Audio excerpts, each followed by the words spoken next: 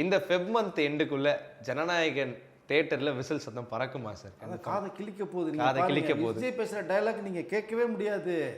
Whistle sound தான் கேட்கும். ஏன்னா நீங்கள் ஓடிடியில் வரும்ல படம், அப்புறம் வீட்டில் உட்காந்து நிம்மதி அப்புறமா பொறுமையாக பார்த்துக்கலாம். என்ன சொல்ல வரீங்க? இல்லை விசில் சத்தம் பறக்க போகுது.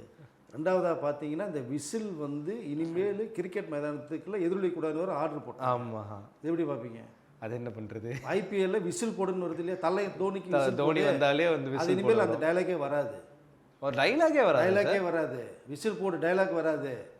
விசில் வராது. சேப்பாக்க ஸ்டேடியத்தில் விசில் எடுத்துகிட்டு போக முடியாது. இவ்வளோ விஷயங்கள் வருது. இது எல்லாமே வந்து விஜய்க்கு ப்ளஸ்ஸாக மாறப்போகுது. ஓகே, இது எப்படி பார்க்குறது நம்ம? அதை எஸ், விசில்ங்கிற சவுண்டு ஜனநாயக படத்தில் தியேட்டரில் வரும்போது அட்டகாசம் தாங்க முடியாது. ஆரவாரம் இருக்கும்.